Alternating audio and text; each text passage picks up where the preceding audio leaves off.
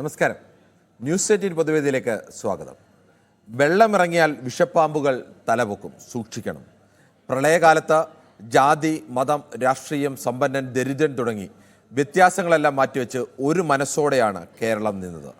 പക്ഷേ വെള്ളം ഇറങ്ങിയതോടെ വീണ്ടും മതവും ജാതിയും രാഷ്ട്രീയവുമെല്ലാം തലപൊക്കി.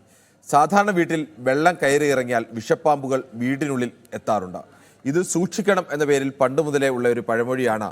അത് മാറ്റിക്കൊണ്ട് പുതിയ കാലത്തും ഇങ്ങനെ അപകടം കഴിഞ്ഞാൽ ആ സമയത്ത് ഈ ജാതിയും മതവും രാഷ്ട്രീയവുമെല്ലാം തലപൊക്കുമെന്ന് പറയുന്നത്. പക്ഷേ വയനാട് ദുരന്തത്തിൽ അങ്ങനെയല്ല.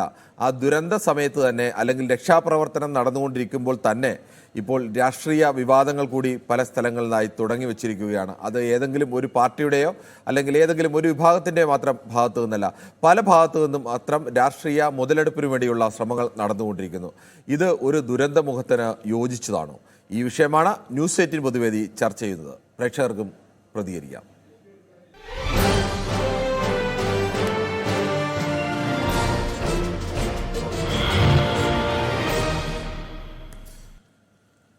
വയനാട് നിന്നും ലാലിയാണ് ആദ്യ പ്രേക്ഷകയായി എത്തുന്നത്.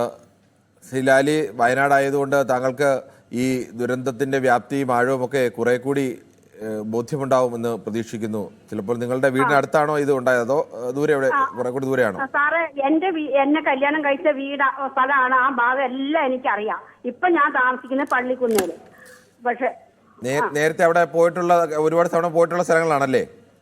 പിന്നെ എന്റെ തറവാട് ഇപ്പോഴും രണ്ട് ചേട്ടന്മാര് ഏലവയിൽ എന്ന് പറയുന്ന സ്ഥലത്തുണ്ട്. വീട്ടിൽ ആർക്കും വേറെ പ്രശ്നങ്ങളൊന്നും ഉണ്ടായില്ലല്ലോ ഇത് സംബന്ധിച്ച്? ഇല്ല, കുഴപ്പമൊന്നുമില്ല. പക്ഷെ എനിക്കത് കണ്ടിട്ട് ഭയങ്കര വിഷമം ആണ് സാറേ. പക്ഷെ ആ പാവങ്ങളെ, ഇനിയുള്ള ആ പാവങ്ങളെ നല്ലൊരു സ്ഥലത്ത് അവരെ ആക്കണം. അതിന് ഈ ചാനലുകാരെല്ലാരും കൂടി ഇടപെടണം. പൂർണ്ണമായും നമ്മളെല്ലാ മാധ്യമങ്ങളും അങ്ങനെ തന്നെയാണ് നിൽക്കുന്നത്.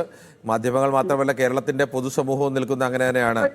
വയനാടിന്റെ ദുഃഖത്തിന് ഇടപെടാതെ ഒരു നല്ല സംഘടന അവരെ ഏറ്റെടുത്ത് നല്ല ഒന്നിച്ചു നിർത്തി അവർക്കൊരു ദുഃഖം വരാത്ത രീതിയിൽ അവരെ ഒന്നിപ്പിച്ചു നിർത്തണം.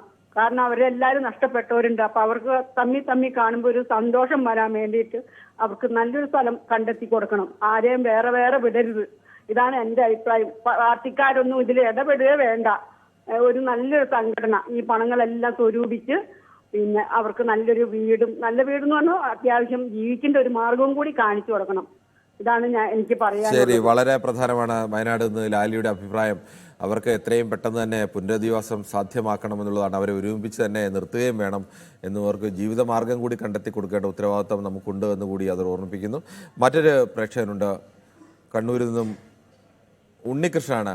ശ്രീ ഉണ്ണികൃഷ്ണൻ, സാധാരണഗതിയിലൊക്കെ മുമ്പ് വലിയ പ്രളയമൊക്കെ ഉണ്ടായ സമയത്തും അല്ലെങ്കിൽ കോവിഡൊക്കെ വന്ന സമയത്തുമൊക്കെ ആദ്യഘട്ടത്തിലെങ്കിലും നമ്മുടെ ആളുകൾ ഈ അഭിപ്രായ വ്യത്യാസങ്ങളൊക്കെ മാറ്റിവെച്ച് അല്ലെങ്കിൽ രാഷ്ട്രീയ മുതലെടുപ്പിലുള്ള ശ്രമങ്ങളൊക്കെ മാറ്റിവെച്ച് ഒരുമിച്ച് നിന്നിരുന്നു.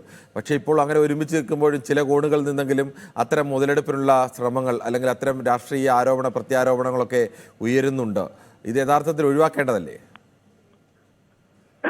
സർ, നമസ്കാരം. നമസ്കാരം. ഈ പ്രകൃതി തന്നെ നമുക്കൊരു പാഠം കാണിച്ചു തരുന്നുണ്ട്. ജാതി മതങ്ങൾക്കും രാഷ്ട്രീയത്തിനും അതീതമായ എല്ലാ വിഭാഗം ജനങ്ങളെയുമാണ് പ്രകൃതി, എല്ലാ വിഭാഗം ജനങ്ങളുടെ ജീവനാണ് പ്രകൃതി കവർന്നെടുത്തത്. അപ്പം പ്രകൃതിയുടെ കാര്യത്തിൽ ജാതിയില്ല, മതമില്ല, സമ്പന്നനില്ല, ദരിദ്രനില്ല, ഈ വക വ്യത്യാസങ്ങളൊന്നുമില്ല. അപ്പോൾ മനുഷ്യനും ആ രീതിയിൽ എല്ലാ വിഭാഗം ജനങ്ങളെയും കാണണം എന്നുള്ളൊരു പാഠം കൂടിയാണ് പ്രകൃതി നമുക്ക് പകർന്നു തരുന്നത്.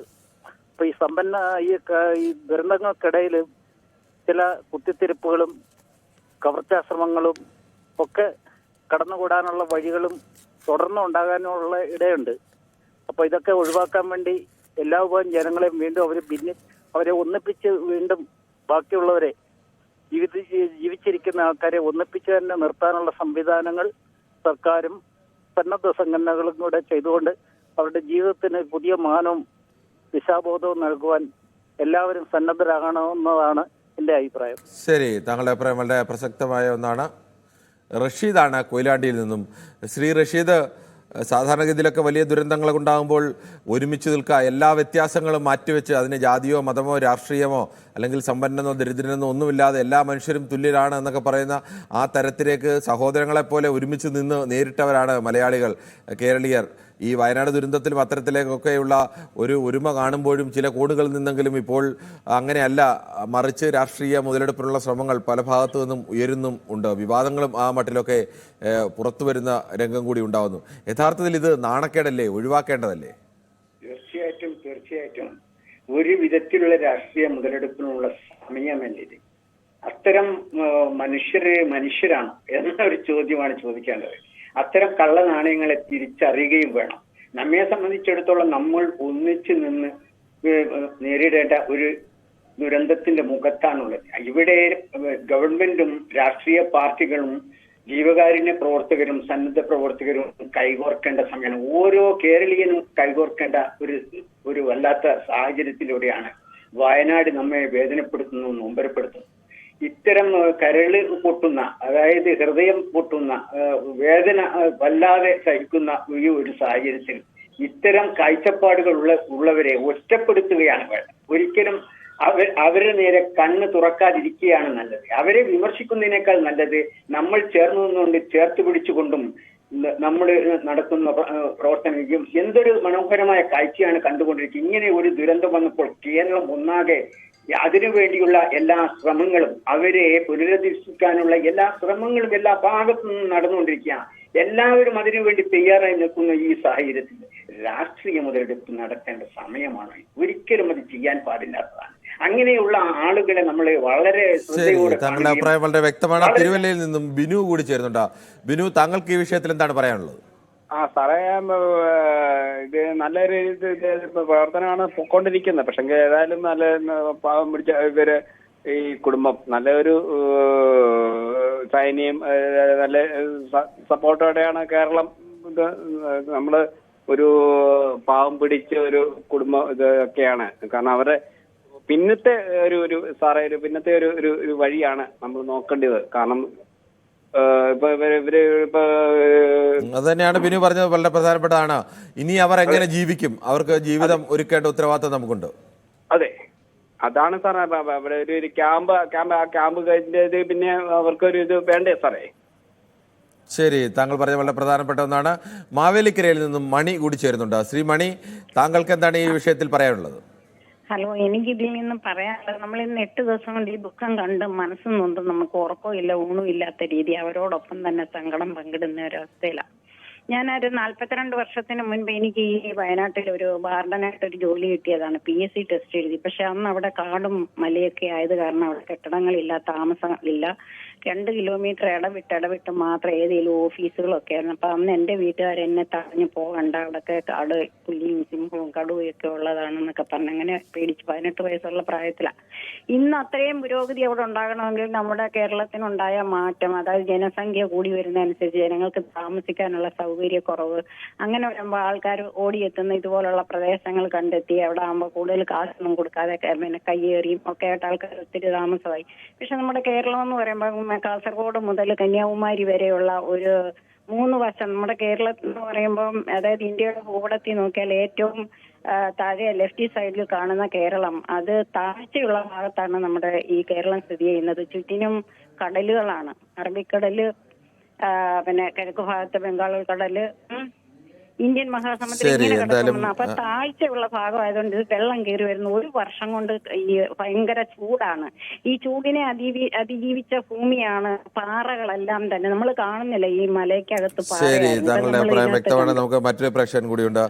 രാജുകുട്ടിയാണ് കൊല്ലത്തുനിന്നും. ശ്രീ രാജുകുട്ടി, ഒരു ദുരന്തമുണ്ടാകുന്ന സമയത്തെങ്കിലും ഈ രാഷ്ട്രീയ മുതലെടുപ്പ് മാറ്റിവെച്ചുകൊണ്ട് ഒരുമിച്ച് നിൽക്കേണ്ടേ? അതല്ലേ ഒരു മനുഷ്യന്റെ മര്യാദ എന്ന് പറയുന്നത്? അത് പാലിക്കപ്പെടുന്നുണ്ടോ നമ്മുടെ നേതാക്കൾ? നമസ്കാരം സാറേ. ഏറ്റവും വേദനിക്കുന്ന ഒരു ആഴ്ചയായിരുന്നു ഒരാഴ്ച എന്ന് പറയുന്നത്. യഥാർത്ഥത്തില് നമുക്ക് അതെ പറഞ്ഞോളൂ, താങ്കളെ TV മ്യൂട്ട് ചെയ്ത് പറയും. നേതാക്കന്മാര് അവരുടെ ആള് കാണിക്കാൻ വേണ്ടി മാത്രം പോവല്ല വേണ്ടത്. ഇതെല്ലാം നമ്മളെ ആൾക്കാരാണ്, നമ്മളുടെ ഒരു സഹോദരനാണ്. നമ്മൾ അർജുൻ മരിച്ചുവല്ല, അർജുനെ നഷ്ടപ്പെട്ടപ്പോൾ നമുക്കുണ്ടായ വേദന. ശരി, മറ്റു പ്രശ്നം കൂടിയുണ്ട്. ഹരിപ്പാട് നിന്ന് സനലാണ് ചേരുന്നത്. ശ്രീ സനൽ, സാധാരണഗതിയിൽ ഏത് നാട്ടിലായാലും ദുരന്തമുണ്ടാകുമ്പോൾ യോജിച്ചു നിൽക്കുക, അപ്പോഴല്ല കുറവുകളും കുറ്റങ്ങളും ഒക്കെ കാണും, ചിലപ്പോൾ വലിയ വീഴ്ചകൾ കാണും. പക്ഷേ ആ വീഴ്ച ഒന്നും ചർച്ച ചെയ്യേണ്ടത് ആ സമയത്തല്ല. ഒരാൾ വെള്ളത്തിൽ മുങ്ങിച്ചാകാൻ പോകുന്ന സമയത്ത് നിങ്ങൾ എന്തിനാണ് വെള്ളത്തിൽ ചാടിയെന്നോ ശ്രദ്ധിക്കാതെ പോയെന്നോ പറയുകയല്ല, അയാളെ രക്ഷിക്കുകയാണ് വേണ്ടത്.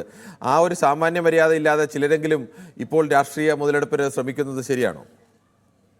ശരിയായി, സാറ് പറഞ്ഞത് 100% ഞാൻ യോജിക്കുന്നുണ്ട്. നമ്മുടെ ഒരു കേരളത്തിലെ ഏറ്റവും വലിയൊരു ദുരന്തം, ആ ദുരന്തം നടന്നിട്ട് ഇന്നും താങ്കളെ പോലുള്ള മാധ്യമപ്രവർത്തകര് ലൈവിൽ അവരവരുടെ ശരീരഭാഗങ്ങൾ എടുത്തു മാറ്റുന്നത് കാണിച്ചുകൊണ്ടിരിക്കുക.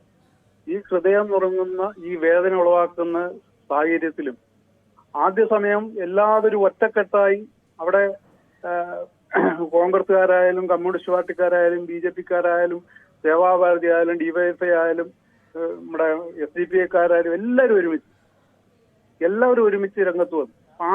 അതിന്റെ ഒരു ആദ്യ ഘട്ടം ഒന്ന് മാറിക്കഴിഞ്ഞപ്പോൾ എവിടെ നിന്നോ ഒരു ഭക്ഷണത്തിന്റെ പേരിലൊക്കെ ഒരു വിഷയം ഉണ്ടാക്കി അവിടെ രാഷ്ട്രീയ മുതലെടുപ്പ് നടത്തുന്ന ഒരു സാഹചര്യം എനിക്ക് തോന്നുന്നില്ല. ഇത് വളരെ വളരെ മോശപ്പെട്ട ഒരു പ്രവണതയായി.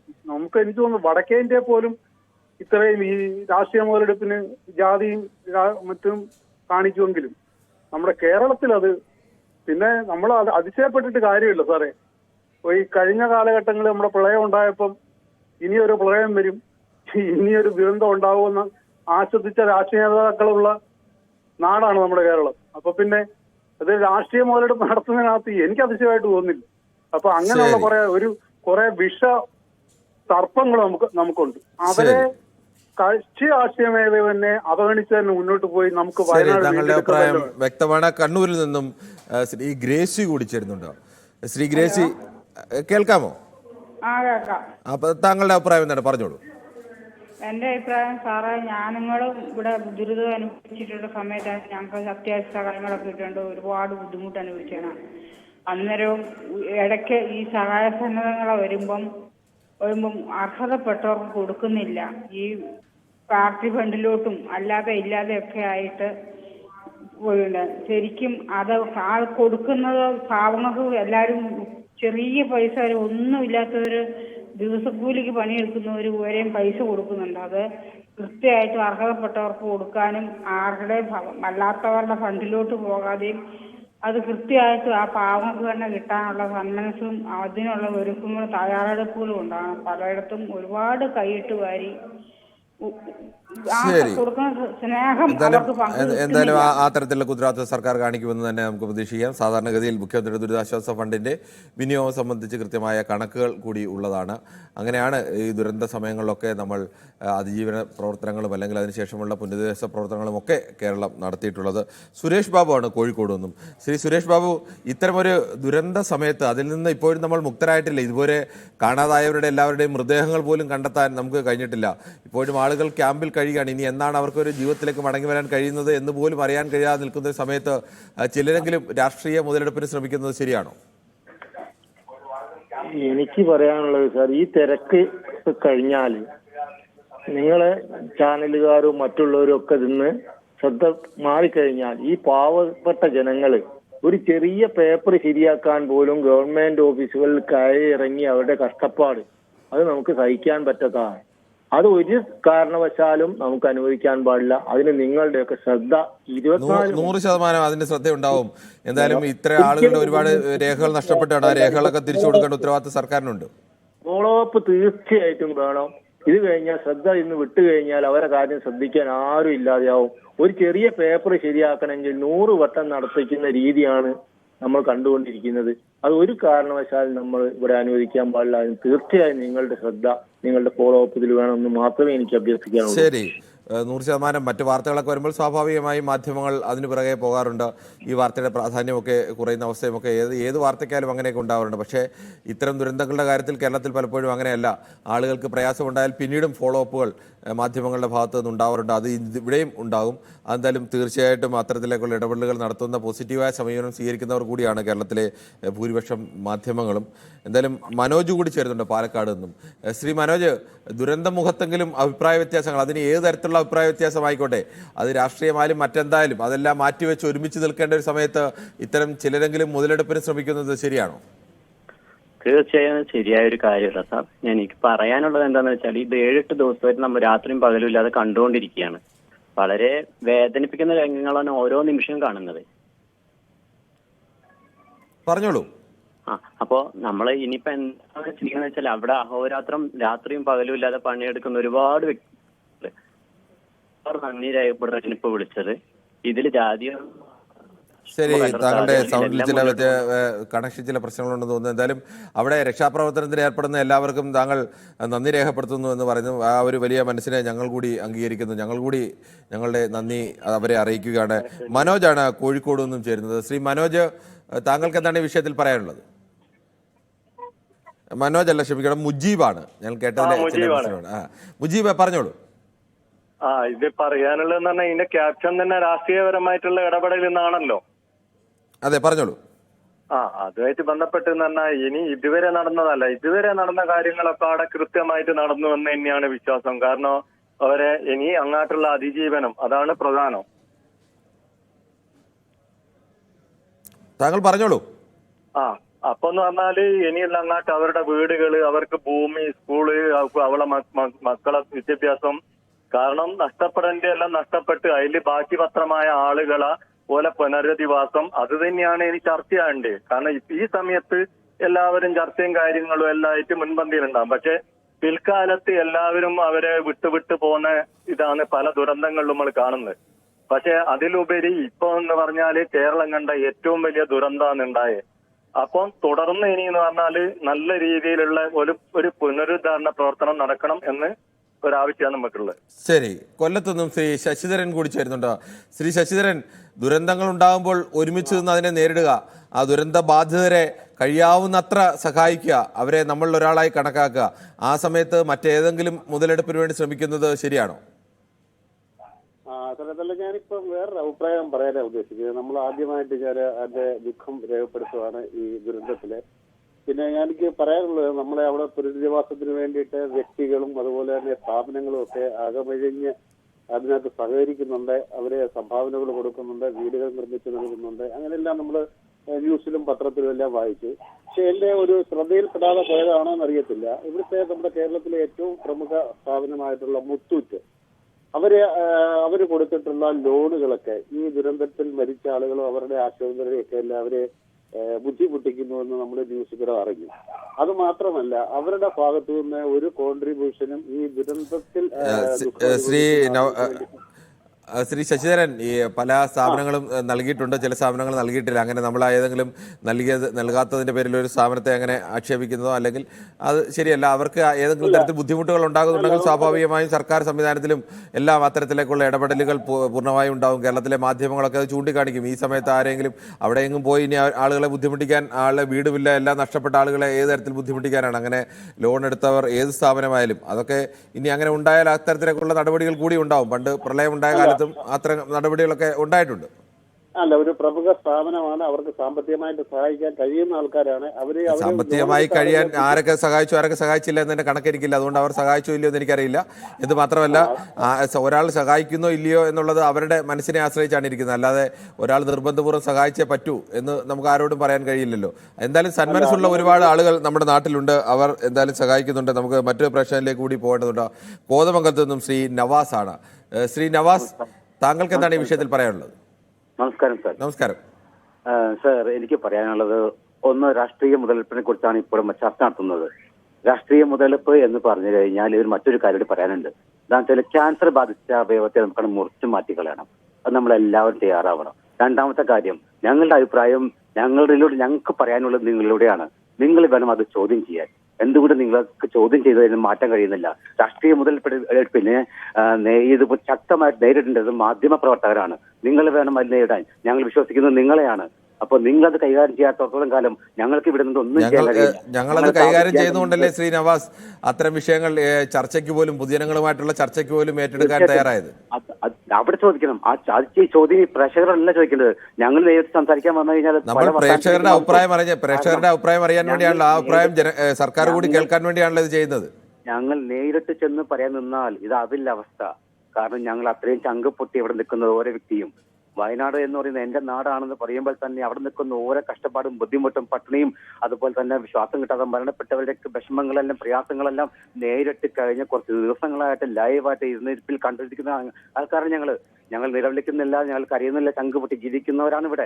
ആ ഞങ്ങളുടെ എല്ലാ അഭിപ്രായം ചോദിക്കേണ്ടത് നിങ്ങൾ നേരിട്ട് ചോദിക്കുന്നത്. ശരി, ഓക്കെ. ഏതായാലും കേരളത്തിലെ മാധ്യമങ്ങൾ അങ്ങനെ ചോദിക്കുന്നുണ്ട് എന്നുള്ളതാണ് എൻ്റെ വിശ്വാസം. അത്തരത്തിലേക്ക് തന്നെ തെറ്റായ പ്രവണതകൾ കാണുമ്പോൾ മാധ്യമങ്ങൾ അത്തരത്തിൽ വിമർശനങ്ങൾ ഉന്നയിക്കാറുമുണ്ട്. തങ്ങളുടെ അഭിപ്രായത്തിന് പ്രത്യേകം നന്ദി. ശ്രീ വടക്കാഞ്ചേരിയിൽ നിന്നും ശ്രീ റസിയ കൂടി ചേരുന്നുണ്ട്. ശ്രീ റസിയ, താങ്കൾക്ക് എന്താണ് ഈ വിഷയത്തിൽ പറയാനുള്ളത്? എനിക്ക് പറയാനുള്ളത്, ഇത് കണ്ടിട്ട് ഒരുപാട് സങ്കടത്തിൽ ഞങ്ങൾ ഈ ചാനലൊക്കെ നോക്കിയിരിക്കുകയാണ്. ഞാൻ ഡെയിലി ചാനൽ നോക്കിയിട്ടിരിക്കുകയാണ്. അപ്പോൾ ഇതിന് അർഹതമായിട്ടുള്ള ആൾക്കാർക്ക് കിട്ടാനുള്ളതൊക്കെ അതിന്റെ ലെവലിൽ പോകണം. ശരി, തിരുവനന്തപുരത്ത് നിന്നും ഇനി എന്തെങ്കിലും പറയാനുണ്ടോ? ബാക്കി എന്താ പറയാ, ഇതന്നെ ഞങ്ങളും ഭക്ഷണമൊക്കെ കഴിക്കാണ്ടും ഒരുപാട് സങ്കടത്തിലൊക്കെ കണ്ടോണ്ടിരിക്കുകയാണ്. ഒരുപാട് വീടുകൾ നഷ്ടപ്പെട്ടു പോയി, കുറെ ആളുകൾ മരിച്ചു പോയി. അതൊക്കെ ഒരുപാട് സങ്കടത്തിൽ ഞങ്ങള്. ശരി, തങ്ങളുടെ വികാരം സമാനമായ അവസ്ഥയിൽ തന്നെയാണ് കേരളത്തിലെ മഹാഭൂരിപക്ഷം വരുന്ന മനുഷ്യരും.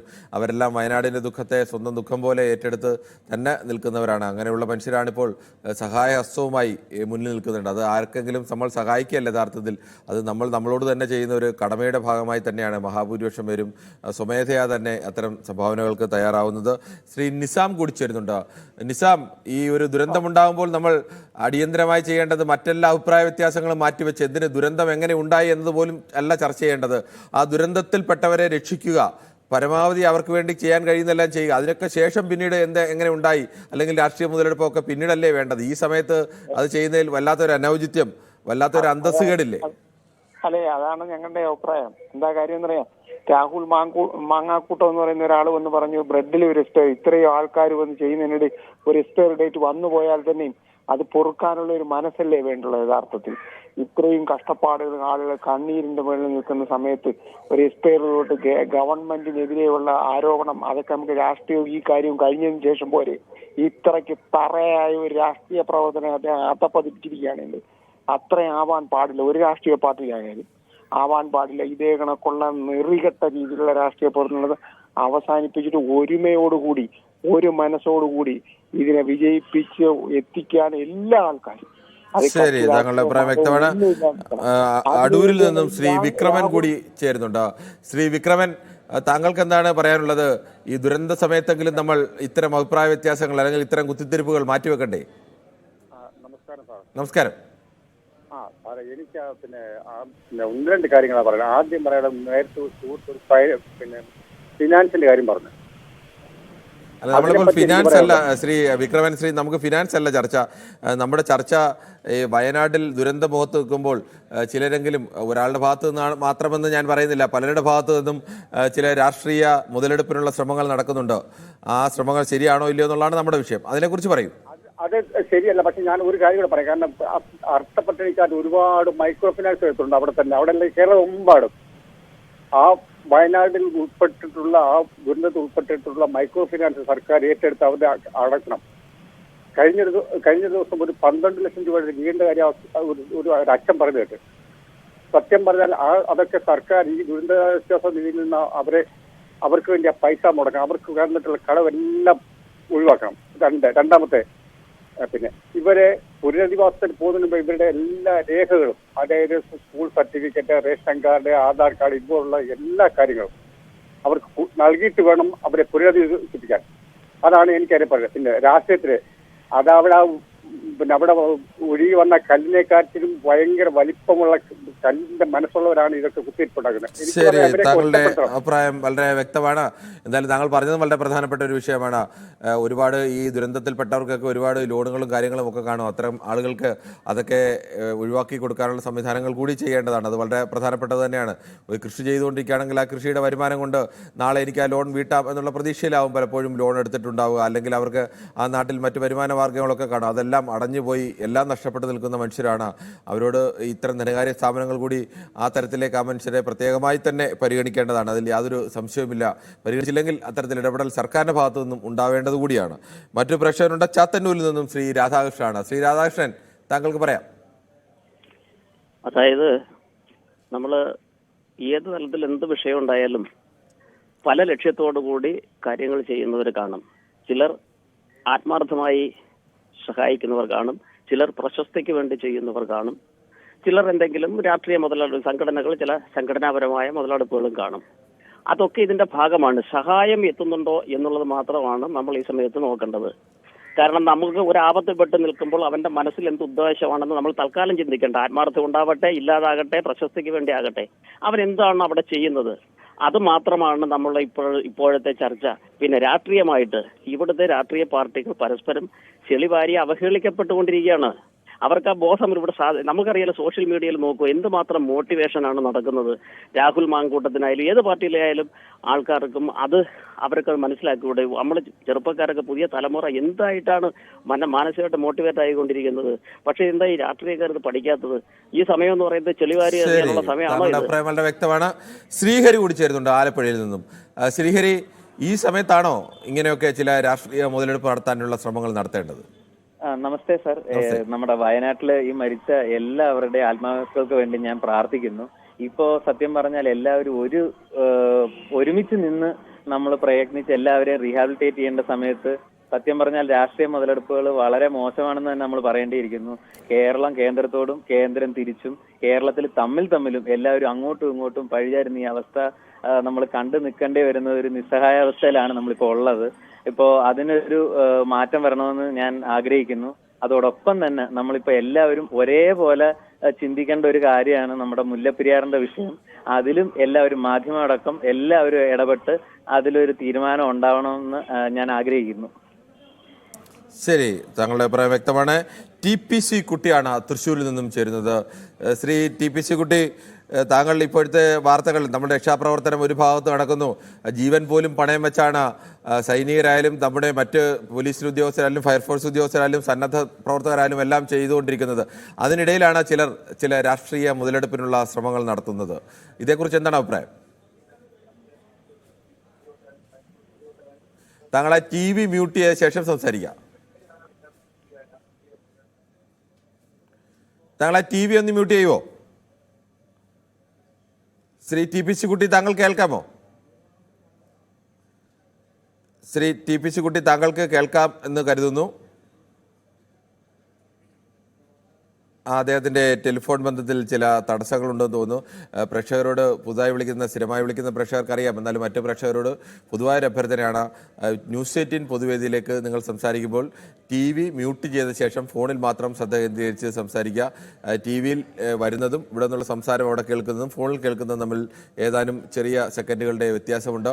അത് സുഗമമായി ഈ പരിപാടിയിൽ നിങ്ങൾക്ക് സംസാരിക്കാൻ കഴിയാത്തൊരവസ്ഥ ഉണ്ടാവും. അതുകൊണ്ട് തന്നെ TV മ്യൂട്ട് ചെയ്ത ശേഷം വേണം ഈ വിഷയത്തിലല്ല ഏത് വിഷയത്തിലായാലും ന്യൂസ് 18 പൊതുവേദിയിലായാലും മറ്റ് ഇതുപോലെയുള്ള ഏത് ഫോണിൻ പരിപാടിയിലും നിങ്ങൾ സംസാരിക്കുമ്പോൾ ചെയ്യേണ്ടത് പ്രത്യേകം തന്നെ ശ്രദ്ധിക്കണം എന്ന് ഒരിക്കൽ കൂടി പ്രേക്ഷകരുടെ ശ്രദ്ധയിലേക്ക് പെടുത്തുകയാണ്.